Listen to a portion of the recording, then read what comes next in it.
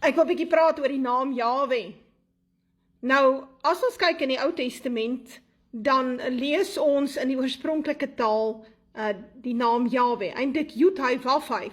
Dis wat ons lees. Ons lees die letters.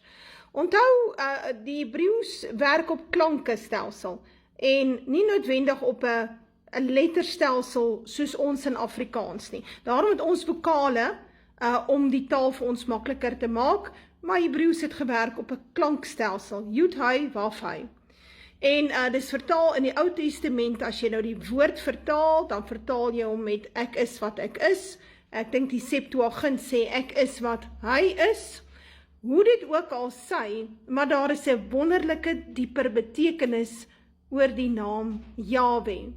En as jy na die verskillende lettertjies gaan kyk van die woord Jahwe, dan lees jy daar, behold the hand, behold the nail, wat direk verwys na Jesus Christus, Yeshua die Messias.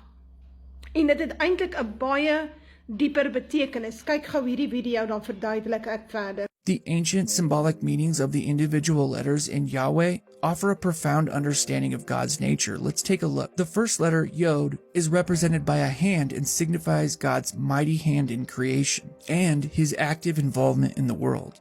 He is depicted as a person with arms raised, which can be interpreted as behold or look. This image conveys revelation, divine presence, and breath. The third letter, Vav, was expressed by a nail or peg, representing the connection and binding between heaven and earth. And then finally we come to another He, which again depicts a person with arms raised and is interpreted as behold or look. Now the repetition of He in Yahweh is meant to reinforce the themes of divine revelation and God's presence. When we combine the pictographic meanings of the letters in Yahweh, we get an amazing message. Behold the hand, behold the nail. This revelation is a clear depiction of Jesus' crucifixion.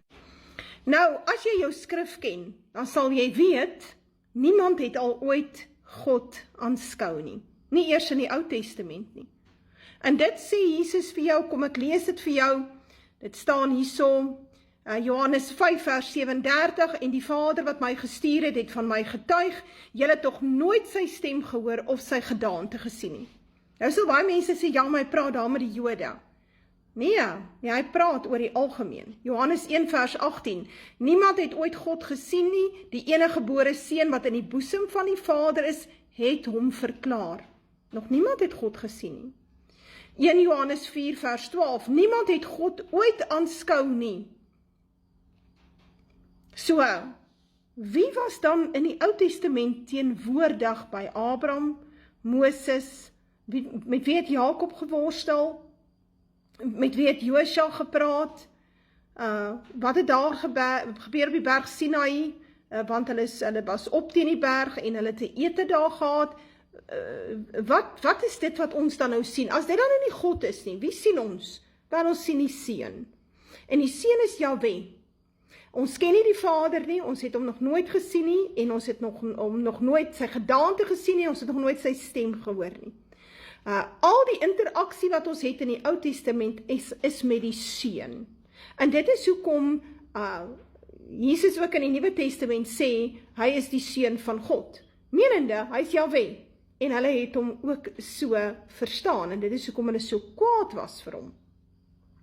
Nou as ons bietjie lees, dan lees ons Jesaja 41 vers 10. Wees nie bevrees nie, want ek is met jou.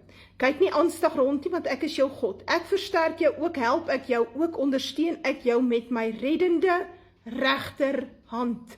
Kyk, hier kom die hand na vore. Die hand van Yud-Heh Vav-Heh. Dit is die reddende regterhand. En wie is dit?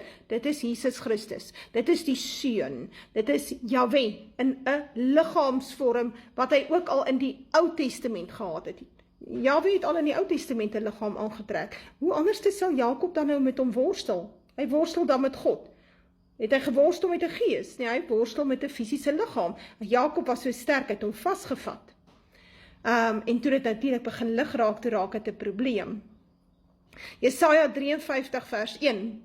Wie het geglo wat aan ons verkondig is? En aan wie is die arm van Jahwe, van die Here geopenbaar? Aan wie is die arm openbaar? Daar in die Nuwe Testament is die arm van God openbaar. Dit is wat hy vir jou sê. Hy sê, hy tog het soos 'n lood voor jou aangesig opgesprei en soos 'n wortel uit droë grond. Hy het geen gestalte of heerlikheid gehad nie, menende God het nie met sy volle heerlikheid gekom nie, hy het in sy liggaam gekom, dat ons hom sou aansien nie, en geen voorkoms dat ons hom sou begeer nie. Hy het gelyk soos 'n gewone mens. Hy was verag en deur die mense verlaat, 'n man van smarte en bekend met krankheid, ja, soos een vir wie 'n mens sy gelaat verberg. Hy was verag en ons het hom nie geag nie. Nogtans het hy ons krankhede op hom geneem en ons smarte, die het hy gedra. Maar ons het hom gehou vir een wat geplaag was, deur God geslaan en verdruk was. Maar hy is ter wille van ons oortredinge deurboor, ter wille van ons ongeregtighede is hy verbrysel. Die straf wat vir ons die vrede aanbring was op hom, en deur sy wonde het daar vir ons genesing gekom. Van wie praat hy? Hy praat van die liggaam van God, ook genoem die reddende regterhand, ook genoem die arm van God, naamlik Jesus Christus, Yeshua die Messias. Is dit nie mooi nie? En dit is hoekom die naam Yahweh verwys direk na die kruisiging, die koms van Jesus Christus, en hoe belangrik die dood van Jesus Christus, die kruisdood van hom is, die instelling van die nuwe verbond, alles word eintlik vervat in die naam. En dit maak Hebreëus eintlik 'n baie wonderlike taal, want in Hebreëus vat jy een woord, en dan vat jy die verskillende letters, die klanke, en jy kan 'n sinnetjie maak uit een woord uit. Want dit is wat so wonderlik is van Hebreëus. Dit maak hom so 'n lekker taal om mee te werk. Maar nou ja, baie interessant. Ek hoop julle verstaan nou dat die naam Yahweh verwys direk na die kruisiging van Jesus Christus. Want Yahweh is die Seun. Die Vader is die ouwe van daar. Niemand het hom al ooit gesien of met hom interaksie kon gehad nie. Dit wat ons sien in die Nuwe Testament van hom is simboliek. Want die skrif sê baie duidelik, as ons God sien, sal ons sterf. Daarom kom God in 'n ander vorm, in 'n ander gedaante na ons toe, sodat ons interaksie met hom kan hê.